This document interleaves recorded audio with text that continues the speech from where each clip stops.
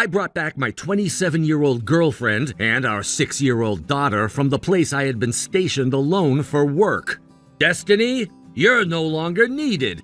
Sign the divorce papers and get out. Take our son with you, too. Is that so? Have you already prepared the divorce papers? Yeah, I'll put them in the mailbox tomorrow. I've already filled out my part, so I want you to submit them to the municipal office as soon as possible. I see. Well, since you've gone to the trouble, I'll accept them.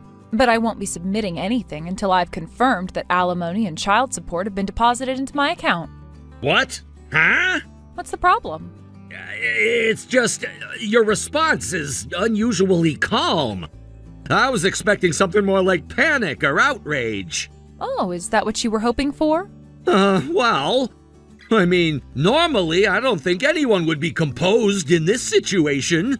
That's probably because I've known about your affair for quite some time. What? You've been having an affair during the 8 years you were stationed away, and you even had a child with the other woman, didn't you? At first, you were supposed to return after 3 years, but you kept finding excuses to extend your stay. In reality, it was because you had a child with her, wasn't it? You couldn't come back here because of that. And now, after all these years, you finally decided to return because as your child with her grew older, it became harder to keep it a secret. The timing coincided with our son Jake turning 18 and becoming an adult. Isn't that the truth? You knew all of that? This is actually terrifying. Oh, please. Do you know who first noticed your affair? It was Jake. What? It was around this time last year Jake was in Houston for a sports tournament. Houston? You understand what I'm saying, don't you? You and your mistress, along with your daughter, were also in Houston for a little family trip, weren't you? You played house, pretending to be one big happy family, didn't you? And Jake saw it with his own eyes. It's been almost a year since that incident, so Jake seems to have calmed down a bit, but I won't let you act as if you don't understand how traumatic this has been for him. I also know that right now you, your mistress, and your daughter are temporarily staying in a weekly rental apartment in the city. I'll be sending you a certified letter there. I've already contacted a lawyer, so you'd better prepare yourself.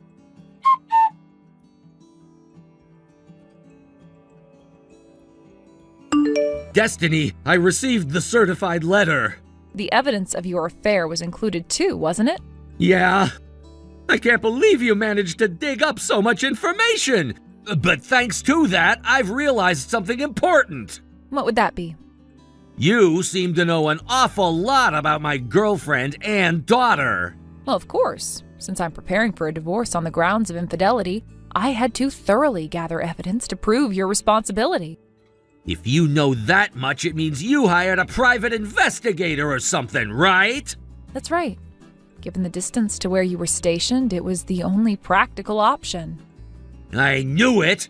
In that case, the investigation fees you used will be deducted from the alimony I owe! Excuse me?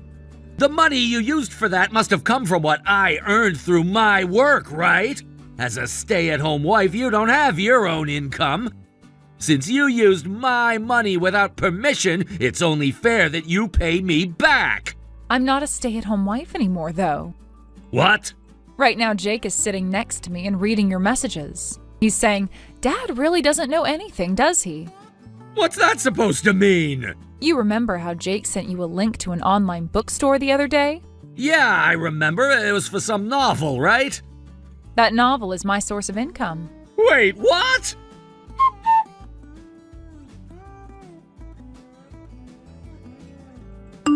Jake sent me a message telling me to check the author's name, so I went to the online shopping page he mentioned. And there it was! The author's name was your old last name, Destiny! When Jake entered middle school, I submitted a novel to a competition just for fun. To my surprise, it ended up winning an award. I decided to use my maiden name as a pen name to separate it from my real identity. It was a spur-of-the-moment decision, and I've just continued writing under that name ever since. Thought I'd told you about how it eventually brought in enough royalties to live comfortably. Did I not mention it before? Wait, seriously? I'm pretty sure I even handled all the paperwork about our tax and dependency status at the time. Did you forget? What? Anyway, that's the situation. So no, I'm not a full-time housewife.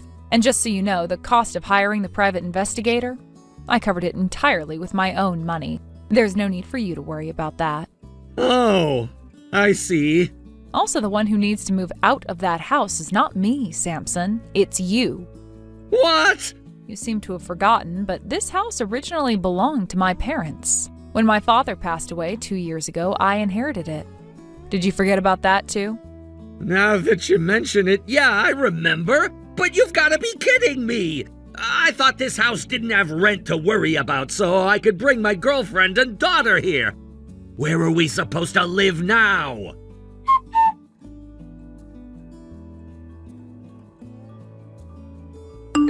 Hey, Destiny! I can kind of understand the alimony. Both my girlfriend and I were already prepared to pay that, but what's the deal with child support? What do you mean, what's the deal? It's child support for Jake, of course. You're responsible for paying it until he turns 21. Wait a minute, the legal age of adulthood is 18 now, isn't it? Don't you know that? Oh, is that what this is about? Of course I know. Then I shouldn't have any obligation to pay child support anymore, should I? Wrong. What? Child support is typically required until the child turns 21. The change in the age of adulthood to 18 doesn't affect that. What? Think about it. The age for drinking and smoking is still 21, right? It's the same principle. Seriously? If you're unsure, you can consult your lawyer. Oh, and another thing. I'm guessing you're just reaching out without properly reviewing the certified documents we sent yesterday. But let me remind you, I consulted a legal professional before making these claims for alimony and child support. The chances that we made any errors in the calculations or the claims themselves are extremely low. So instead of bombarding me with questions, maybe you should do your research first. Try to understand my perspective here. It's exhausting having to explain this every time.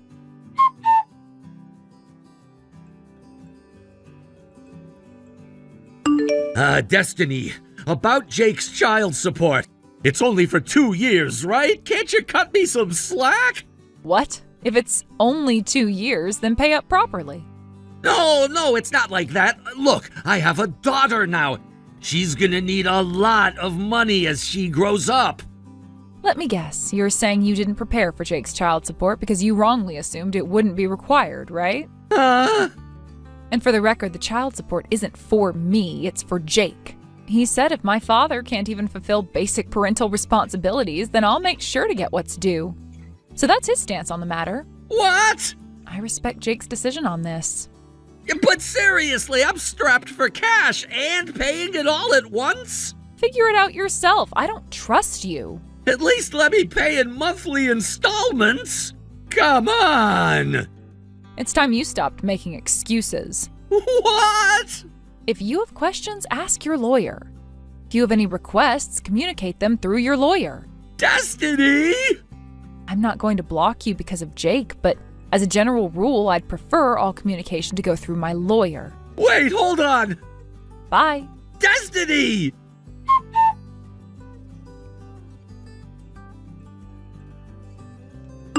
Destiny, it's me, Samson. Your ex-husband, Samson? Ugh. I expected that reaction, but please, just hear me out. This is really important. What do you want? I got divorced. Huh? My wife, she left me. She just up and left, taken off without a second thought. Said she couldn't see a bright future for our marriage anymore. She even left our daughter behind with me. Oh, I see. Let me guess. You dumped all the housework and childcare responsibilities on her, didn't you? What? How did you... Just a hunch. I figured you hadn't changed, and it looks like I was right. Oh man, I knew it! You're the only one who really understands me. Let's get married. You're still living in that house, right? I'll bring my daughter over tonight and you could become her new mother. I'm already remarried. What? Yes, my husband is a fellow novelist, someone my age. I've also moved out of that house. I live in his apartment now. As for the house you're referring to, Jake and his wife are the ones living there since they got married. Jake got married? Why didn't anyone tell me? Jake suggested I wait and surprise you with the news. He's right here next to me, actually. What? Jake and his wife are visiting me right now. When Jake heard about you still pestering me, he joked that it's better to come clean about my marriage. He thought keeping it a secret might backfire somehow. What the hell? Oh, and one more thing. Don't even think about reaching out to Jake for help. He doesn't see you as his father and would call the police on you in seconds. The police? Anyway, I think we're done here. You've said what you needed to say, right? Goodbye. Wait, hold on. What am I supposed to do? How do I even raise a teenage daughter? I have no idea how to deal with her. Do you have any advice? She's in such a difficult phase right now, and the house, it's falling apart.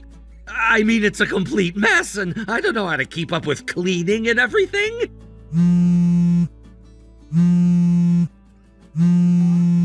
Destiny, please!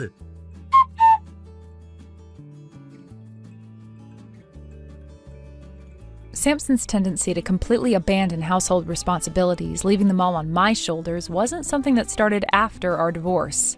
It's something that happened consistently throughout our marriage. From the moment we said our vows, it became a pattern, one that would continue throughout our time together. There was never any real effort on his part to share the workload of housework or parenting. It was as if he had no concept of what it meant to be a partner in those respects, and I found myself doing everything. At the time, I thought it was just the way things were supposed to be. I tried to convince myself that I could handle it, but in reality, it drained me to my core. And looking back, it's hard to believe I allowed it to continue for as long as I did. I can still remember how I felt when it was finally decided that my ex-husband would be transferring to a new position on his own. The decision felt like both a relief and a burden being lifted all at once. It was like the weight of the world had been taken off my shoulders, and I was finally going to be free.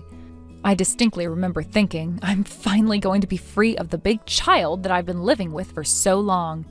It's almost embarrassing to admit that now, but at the time, that thought brought me a sense of clarity. It was the first time in years that I didn't feel as if I was carrying the weight of everything by myself. I felt like I could breathe again. That moment was so important to me because it was the breaking point, the realization that I could no longer continue on that path. I had been overwhelmed for so long, trying to juggle the demands of our marriage, the household, and the kids while feeling utterly alone. I had been living with a man who, no matter how much I gave, would never be able to contribute equally. His inability to understand or care about what I was going through was heartbreaking. The moment he left, I could finally breathe, but it also marked the beginning of the end of our relationship.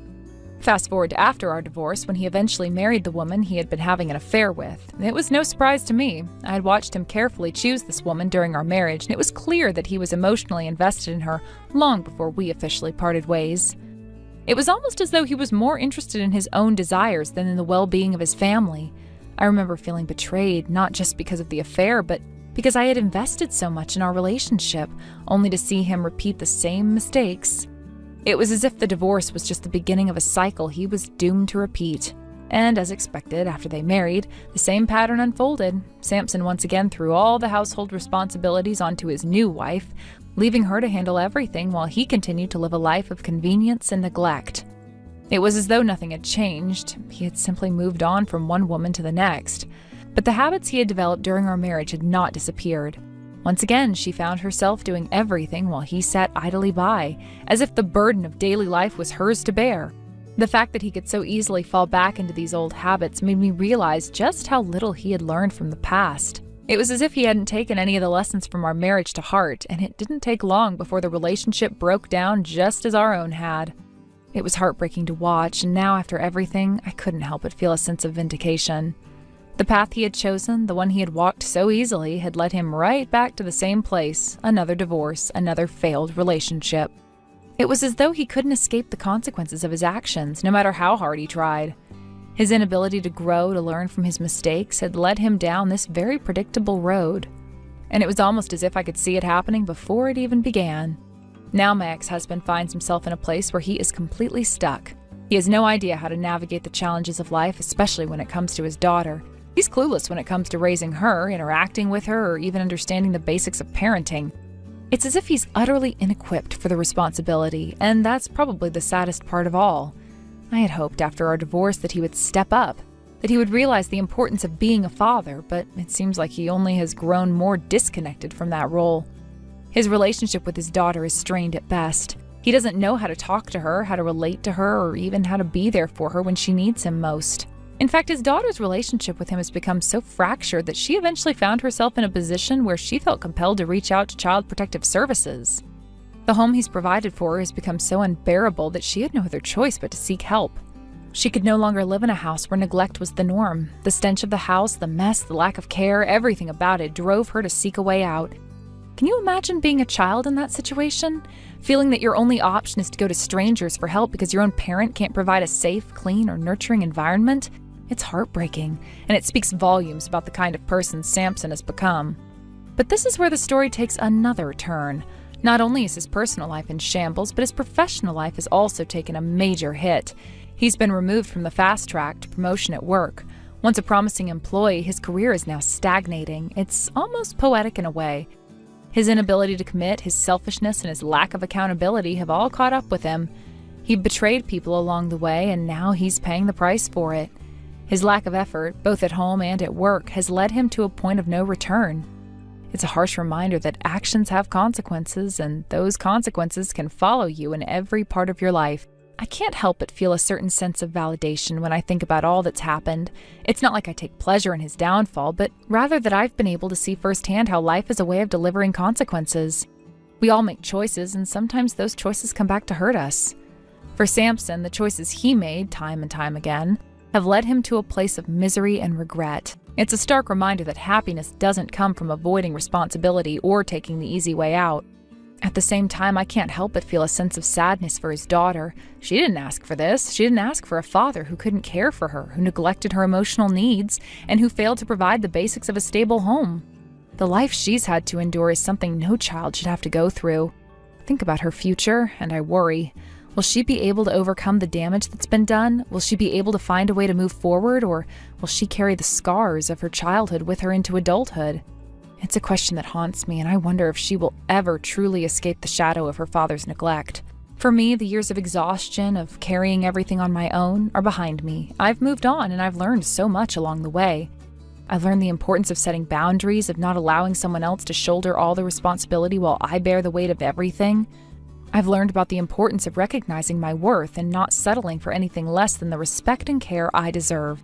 And while my life isn't perfect, it's mine. I've built a life that is my own, free from the burden of someone else's irresponsibility. As for Samson, he's stuck in the mess he created for himself. He's unable to break free from the patterns that have held him captive for so long. He's trapped in a cycle of poor decisions, unable to see a way out. And as I reflect on his situation, I realize that it's a cautionary tale. It's a story of what happens when we fail to take responsibility for our actions, when we prioritize our own desires over the needs of others, and when we refuse to grow. His life is a reflection of everything he chose, and the consequences have been devastating. He may never fully realize the depth of his mistakes, but his story will always serve as a reminder of the importance of accountability. Looking back at who I was during our marriage, tired, frustrated, and desperate for a change, I realize just how far I've come. I'm no longer the person who quietly suffered under the weight of someone else's neglect. I've claimed my sense of self, and I have found peace in knowing that I am in control of my own life now. Samson's story may be one of failure, but it's also a story of lessons learned, and those lessons will stay with me as I continue to move forward. Thank you for watching and listening. We hope you enjoyed the video. Don't forget to like this video and subscribe. Also, feel free to leave a comment about what you thought of the story. We look forward to seeing you at the next story. Thank you for watching. Please subscribe and hit the like button. See you next time.